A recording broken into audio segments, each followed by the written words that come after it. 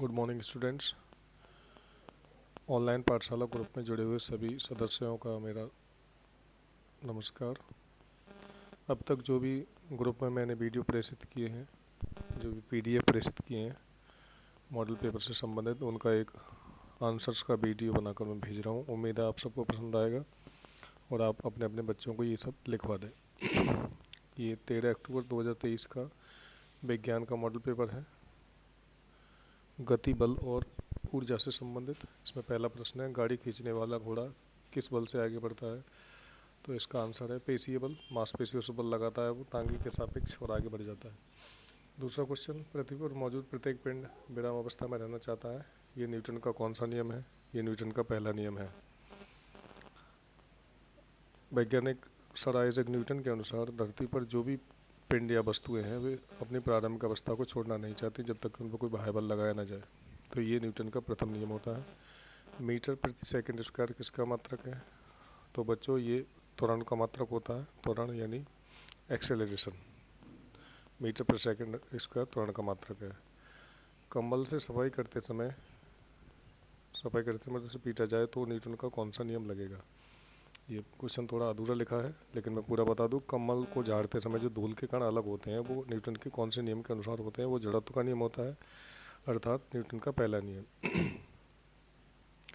जड़त्व का मतलब होता है संसार की प्रत्येक वस्तु अपनी विराम अवस्था में रहना चाहती है। तो जैसे ही हम कम्बल में डंडा या फटकारते हैं तो उसमें जो धूल के कण विराम अवस्था में थे वो गतिमान हो जाते हैं और कम्बल से अलग हो जाते हैं। अगला क्वेश्चन देखेंगे, जब कोई जहाज नदी से समुद्र में जाएगा तो उसके स्तर पर क्या असर पड़ेगा? तो बच्चों यहाँ पे आपको बताता चलूँ कि जैसे ही कोई समुद्री जहाज नदी से समुद्र में प्रवेश करता है तो वो थोड़ा ऊपर उठ जाता है। उसका कारण होता है घनत्व। नदी का घनत्व कम होता है जबकि समुद्र का घनत्व अधिक होता है, क्योंकि उसमें अशुद्धियाँ अधिक मिली होती हैं और साल्ट भी अधिक मिले होते हैं, जिस वजह से। क्वेश्चन नंबर 6, 10 किलोग्राम की किसी वस्तु को उठाने में कितना बल लगेगा जबकि जी का मान 10 मीटर प्रति सेकंड स्क्वायर दिया है? तो बच्चों ये एक सूत्र होता है, बल बराबर एम इंटू जी। तो 10 गुणा 10 बराबर 100 न्यूटन का बल लगाना पड़ेगा किसी वस्तु को उठाने के लिए। कुमार के चाक की गति होती है, तो बच्चों ये कुमार के चाक की गति घूर्णन गति होती है, स्पिनिंग मोशन। अर्थात जब कोई पिंड अपने अक्ष के प्रत्यय गति करता है तो उसे घूर्णन गति कहते हैं, जैसे पृथ्वी, कुमार के चाक की गति, घड़ी के सुइयों की गति आदि। स्टील की गोली पारे पर क्यों तैरती है? तो इसका भी आंसर घनत्व है बच्चों। पारे का घनत्व अधिक होता है, इसलिए स्टील से अधिक घनत्व पारे का होता है, इसलिए उसकी गोली उस पर तैरती है।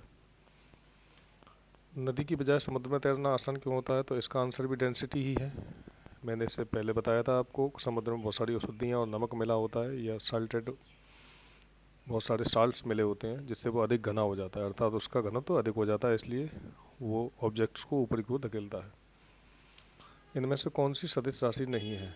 तो सदिश राशि का मतलब होता है जिसमें दिशा और परिमाण दोनों दिए हों, तो इसमें द्रव्यमान है जो सदिश राशि नहीं है। इनमें से कौन सी सदिश राशि है?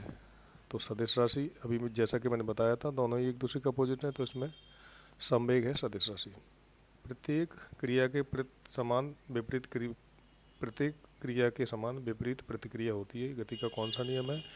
ये गति का तीसरा नियम है बच्चों। ध्वनि की चाल, थर्ड लॉ ऑफ न्यूटन से मैं बता दूं कि इस संसार में कोई भी क्रिया की प्रतिक्रिया जरूर होती है, उसके समान और विपरीत। ध्वनि की चाल सबसे अधिक किस में होती है? तो ध्वनि की चाल सबसे अधिक ठोसों में होती है। अगर ठोस की जगह धातु दी होती है तो धातु में होती है। यदि पृथ्वी पर घूर्णन गति बढ़ जाए तो शरीर के वजन पर क्या असर पड़ेगा बच्चों? तो वजन कम हो जाएगा।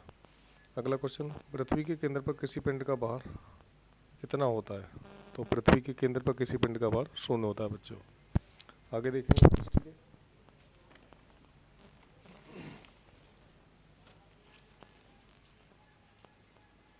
ये है, सिंधु घाटी सभ्यता में किस जगह से घरों में कुएं मिले थे? ये प्राचीन इतिहास के क्वेश्चन हैं बच्चों, ये परीक्षा में महत्वपूर्ण आते हैं। तो इसका आंसर है मोहनजोदड़ो।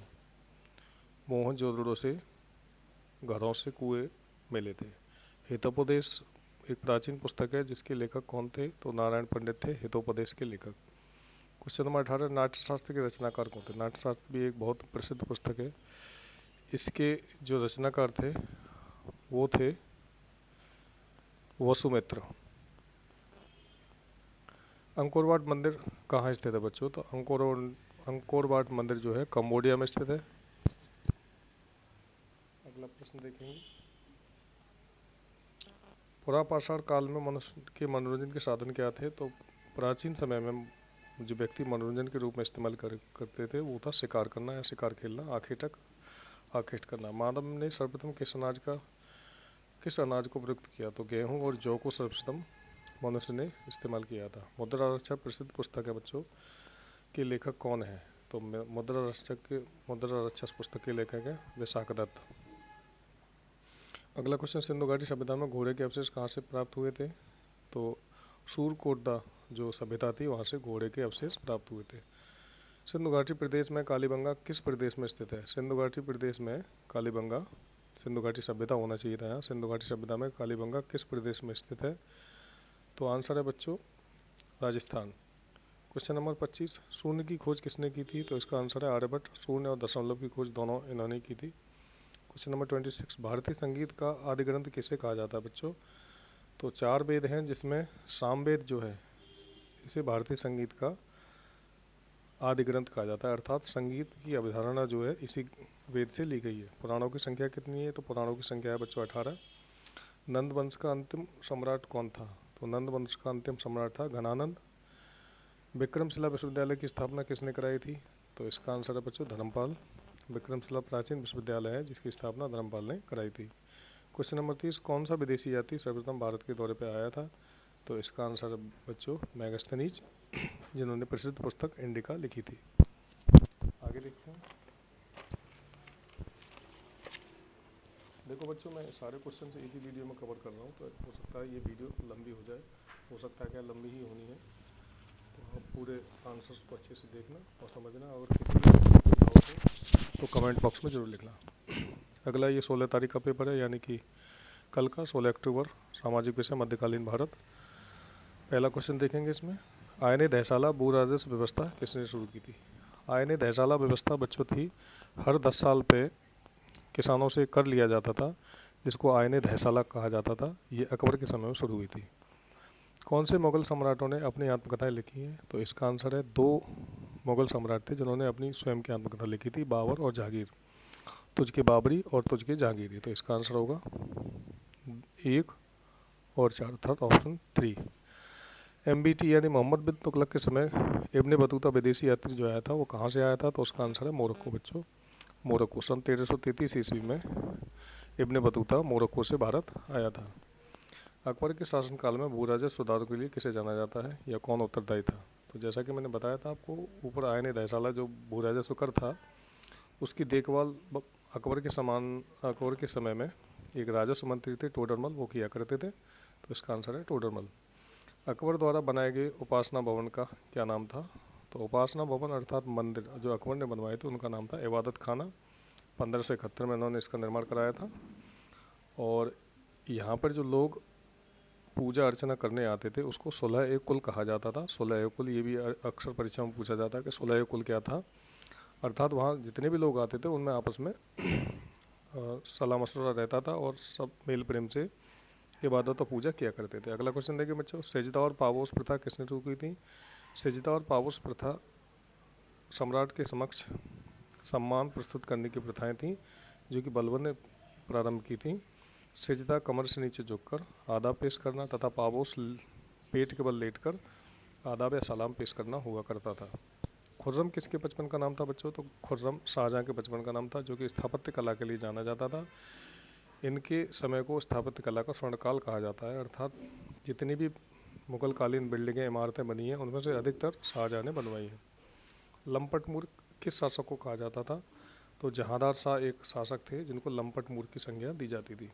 रजनामा फारसी भाषा में किसे कहा जाता है? तो रजनामा महाभारत को कहा जाता है बच्चों, जो कि फारसी भाषा में अनुवाद किया गया था। जहांगीर के शासनकाल में कौन सा विदेशी यात्री भारत आया? तो बच्चों जहांगीर के शासनकाल में 2 विदेशी यात्री भारत आए थे। बहुत इंपॉर्टेंट क्वेश्चन है, जिसमें थॉमस रो और स्टीफन हॉकिंस, दोनों ही विदेशी यात्री जहांगीर के शासनकाल में भारत आए थे। क्वेश्चन नंबर 26, घृणित कायर किसे कहा गया है? तो घृणित कायर यानी ऐसा शासक जो गंदा शासक भी कहते हैं, जैसे फर्कुसियर, इसको घृणित कायर और गंदा शासक भी कहा जाता है। सोने के सिक्के किसने चलाए बच्चों? तो सोने के सिक्के कुषाणों ने चलाए। नवरत्न किसके शासनकाल में थे?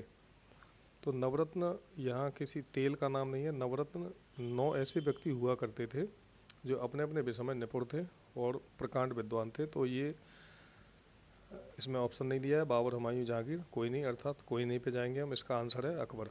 अकबर के शासनकाल में 9 ऐसे व्यक्ति रहते थे जो अपने विषय के प्रकांड विद्वान थे, जिनमें बीरबल, मानसिंह, टोडरमल, फैजी, अब्दुल रहीम खान खाना, हमीम हमाम, तानसेन आदि प्रसिद्ध थे। एकता प्रणाली शुरुआत की थी इल्तुतमिश ने। एकता, छोटे छोटे गांवों को सम्मिलित करके एकता बनाया जाता था, उसको एकता प्रणाली कहा गया। तो इसकी शुरुआत की थी इल्तुतमिश ने। मुगल काल कौन सा शासक सर्वप्रिय था? ये कॉमन सा क्वेश्चन है। या सबसे उदारवादी शासक हैं या सबका भला चाहने वाला शासक थे? अकबर। मुगल काल के सबसे सर्वप्रिय शासक अकबर को कहा जाता है।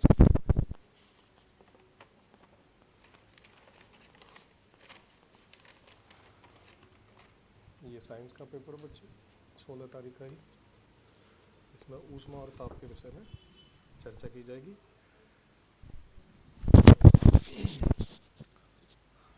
द्रव के गैस में बदलने की क्रिया कहलाती है बाष्पन। यानी किसी भी लिक्विड को स्टीम में बदलने की क्रिया बाष्पन कहलाती है। बाष्पन बच्चों कंटिन्यूस चलता रहता है 24 आवर्स सूर्य की उपस्थिति में। और भाप जो बनती है वो 100 डिग्री सेंटीग्रेड पर किसी पानी को उबालने पर जो गैस निकलती है उसे भाप कहते हैं। और सामान्य तापमान पर जो पानी बाष्प बनकर उड़ता है उसे बाष्पन कहते हैं।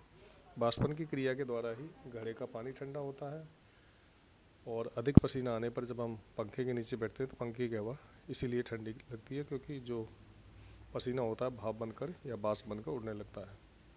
द्रवों में ऊष्मा का संचरण होता है। तो ऊष्मा संचरण की 3 विधियाँ होती हैं बच्चों: चालन, संवहन और विकिरण। चालन ठोसों में, संवहन द्रवों में और विकिरण गैसों में। ऊष्मीय ऊर्जा का मात्रक क्या है बच्चों? तो ऊष्मीय ऊर्जा का मात्रक है जूल। गर्मी हस्तांतरण की सबसे तेज प्रक्रिया कौन सी होती है? अर्थात हीट ट्रांसफ़र की सबसे तेज प्रक्रिया, मतलब जिसमें गर्मी बहुत तेज़ी से ट्रांसफ़र हो जाए, तो वो होती है बच्चों विकिरण यानी रेडिएशन। इसी क्रिया के द्वारा हमें धूप से गर्मी लगती है। केल्विन मान में मानव शरीर का तापमान होता है 310 डिग्री के। पहाड़ों पर पाइपलाइन अक्सर फट जाती हैं, क्यों? ये अक्सर परीक्षा में क्वेश्चन पूछा जाता है कि पहाड़ों पर जो पानी की पाइपलाइंस होती हैं वो पाइप में पानी जमने पर वो फैलता है। जैसे ही पानी पाइप में जमेगा तो वो अपना आयतन विस्तारित करेगा और पाइप फट जाते हैं। मरकरी थर्मामीटर के आविष्कार के रूप में किसे जाना जाता है? तो मरकरी थर्मामीटर अर्थात जो डॉक्टर इस्तेमाल करते हैं जिसमें पारा नीचे पॉइंट पर पारा लगा जाता है, वो फ़ारेनहाइट एक वैज्ञानिक थे जिनके नाम पर ताप मापी या ताप का मापन भी किया जाता है फ़ारेनहाइट में। 98.7 फ़ारेनहाइट ह्यूमन टेम्परेचर होता है। एक कैलोरी में कितने जूल होते हैं? तो 4.1 जूल, 4.18 जूल होते हैं एक कैलोरी में। विशिष्ट ऊष्मा का सूत्र है Q बराबर CM डेल्टा T। ब्रह्मांड का सबसे ठंडा तापमान कौन सा होता है? ये अक्सर परीक्षा में पूछा जाता है बच्चों। तो ब्रह्मांड यानी पूरे संसार या पूरे ब्रह्मांड का सबसे ठंडा तापमान -273 डिग्री सेंटीग्रेड होता है। इसे परम शून्य ताप भी कहते हैं, अर्थात इससे नीचे टेम्परेचर जाना असंभव है। मानव शरीर में उत्पन्न ऊर्जा को मापने की इकाई होती है। तो मानव शरीर में जो ऊर्जा उत्पन्न होती है उसकी इकाई होती है कैलोरी बच्चों।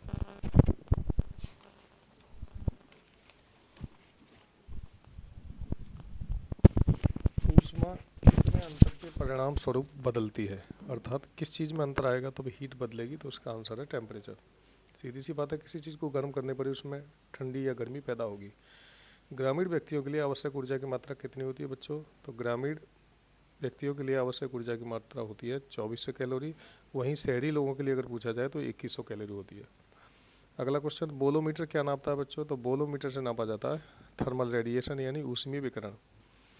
अच्छे उत्सर्जकी अच्छे अवशोषक होते हैं, इसका किसका नियम है? तो ये किरचॉफ का नियम है। माने रेगिस्तान में आप देखते होंगे कि दिन बहुत गर्म होते हैं, क्योंकि रेत जो होता है ऊष्मा का बहुत अच्छा अवशोषक होता है और उतना ही अच्छा परावर्तक भी होता है। तो ये किरचॉफ का नियम है बच्चों। आगे देखते हैं।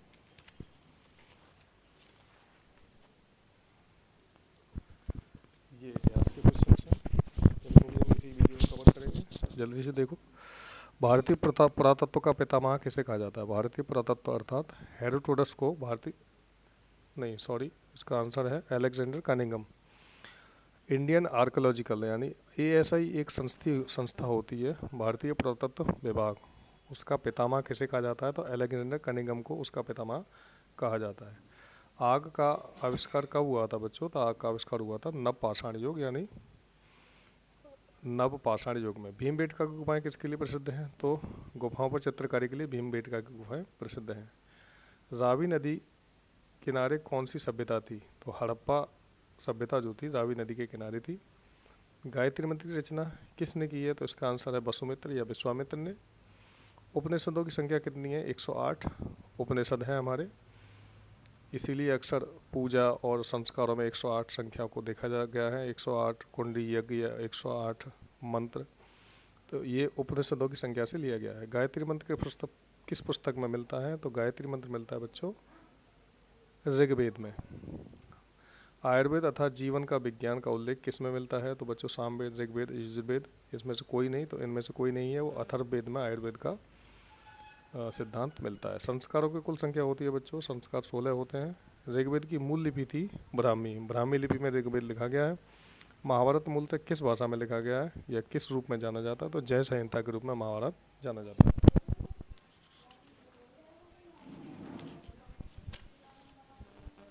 जैन धर्म के संस्थापक कौन थे? तो महावीर स्वामी। ये तो बहुत प्रचलित क्वेश्चन है। जैन धर्म के संस्थापक महावीर स्वामी थे। हीनयान और महायान कौन से धर्म से संबंधित है?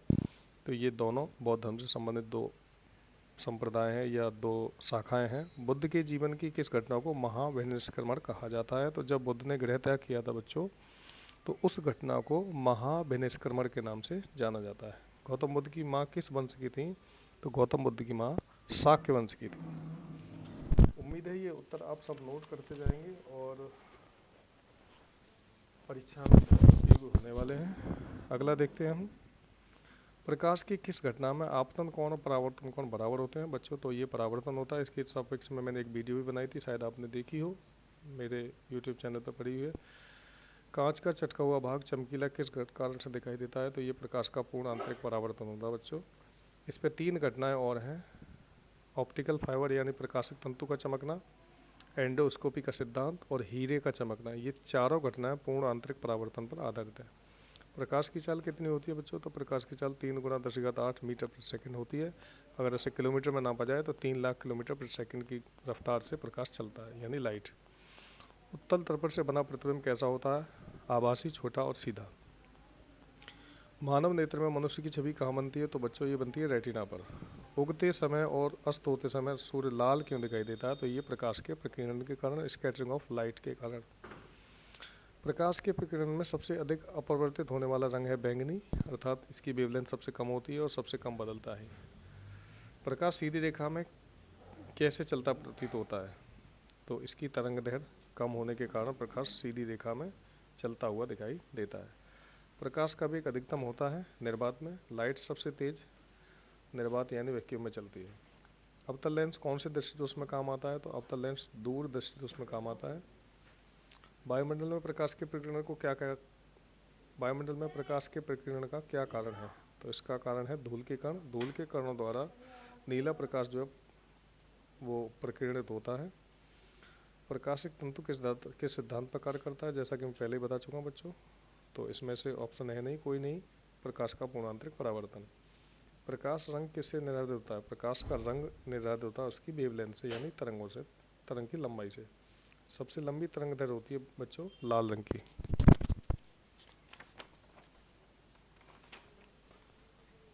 चलो आखिरी पेपर बचा है, उसको भी हम कर लेते हैं।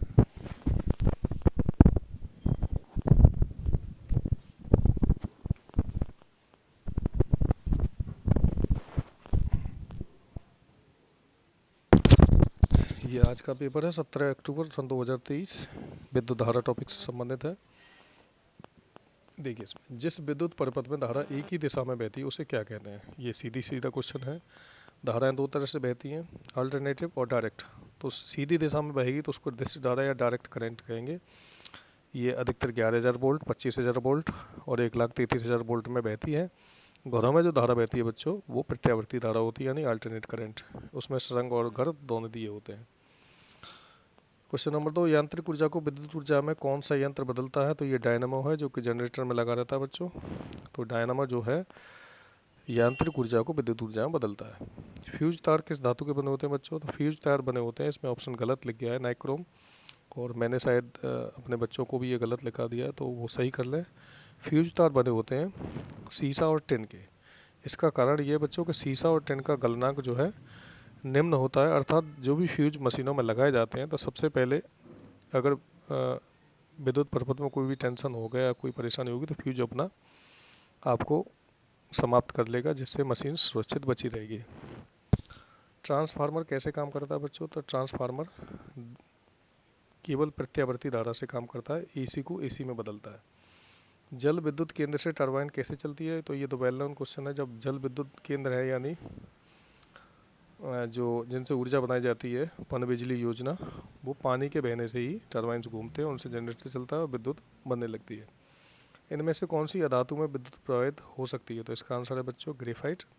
ग्रेफाइट अकेली ऐसी अधातु है जिसमें विद्युत की सुचालक होती है। प्रतिरोध का मात्रक क्या कहलाता है बच्चों? तो प्रतिरोध का मात्रक है ओम। प्रतिरोध कहते हैं किसी भी चालक में धारा का विरोध करने वाले कारक को प्रतिरोध कहते हैं।